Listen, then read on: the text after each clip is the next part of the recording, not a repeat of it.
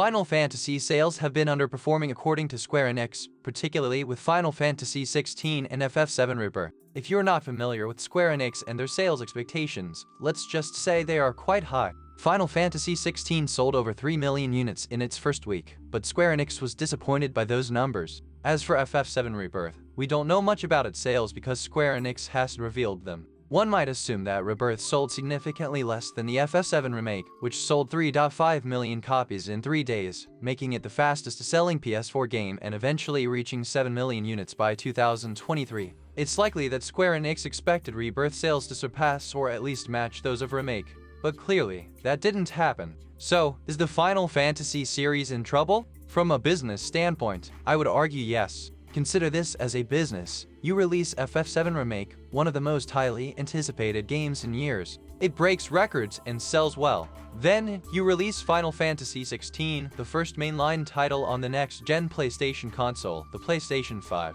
While it sells well, it doesn't meet your lofty expectations. Next, you release FF7 Rebirth, the follow-up to the smash hit FF7 Remake, and it underperforms to the point that you're too embarrassed to publicly release the sales data. So, what went wrong? We can all speculate about why the sales aren't meeting Square Enix expectations, and that's exactly what I'm going to do in this video. Here are my reasons why Final Fantasy isn't selling as well as it should. 1. Exclusivity to PlayStation. I know some of you may be rolling your eyes at this, but I agree with most people who say that the Final Fantasy VII Remake series and mainline Final Fantasy titles shouldn't be PlayStation exclusives anymore. The gaming industry has evolved. Games are now far more expensive to develop and take significantly longer to make. On top of that, widespread mass layoffs began in 2023, with jobs lost followed by an additional job cuts from January to September 2024. With that in mind, companies like Square Enix need to maximize their return on investment to stay profitable. If Square Enix were owned by Sony, PlayStation exclusivity would make sense.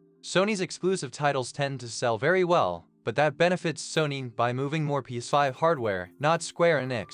Square Enix is an independent company, and their bottom line is to make a profit. Limiting a AAA game like Final Fantasy to just one console doesn't make financial sense anymore, especially when there's a new generation of gamers who didn't grow up with the series and might see it as a relic from another era. 2. Difficulty in attracting a younger audience. Square Enix needs to attract a younger audience to the Final Fantasy franchise. This has been an ongoing issue for many long-running franchises, such as Star Wars, Zelda, and Mario, whose core fanbase tends to be in their 30s or 40s. So, it's no surprise that Final Fantasy, a series over 30 years old, faces the same challenge. Square Enix has attempted to attract younger fans in the past, but these efforts haven't always been successful. For example, they released Final Fantasy VII in the First Soldier, a mobile battle royale game that felt like a pub clone. I understand why Square Enix did this. After all, younger audiences are playing battle royale games like PUBG and Fortnite. However, Final Fantasy is known for its JRPG roots, not battle royale, so trying to introduce younger players to the main series via a battle royale game wasn't the best strategy.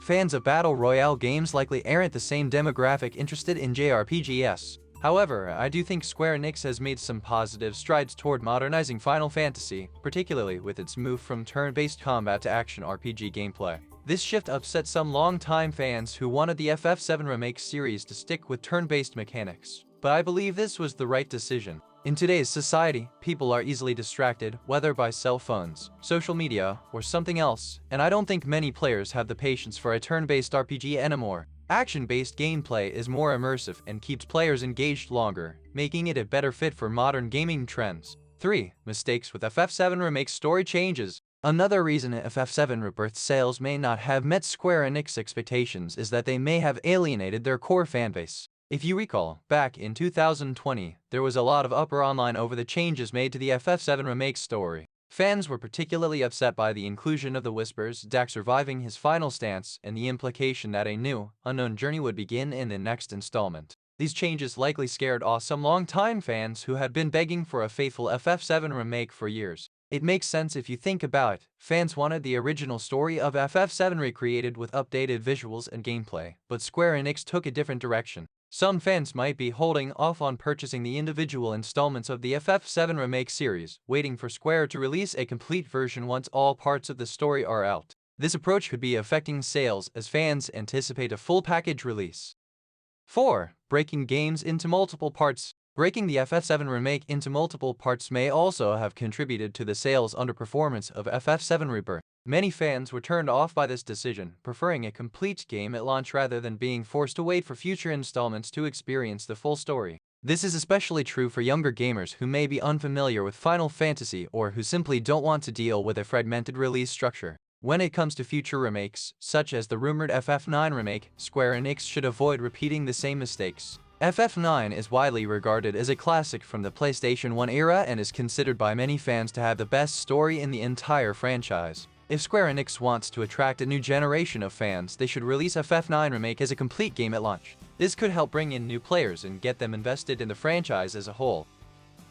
In summary, Final Fantasy sales issues likely stem from several factors, including exclusivity to PlayStation, difficulty in attracting a younger audience, controversial story changes, and the decision to split games into multiple parts. Square Enix will need to address these issues if they want to recapture the success of past titles and continue growing the franchise. Let me know in the comments what you think about Final Fantasy sales and why they might be underperforming.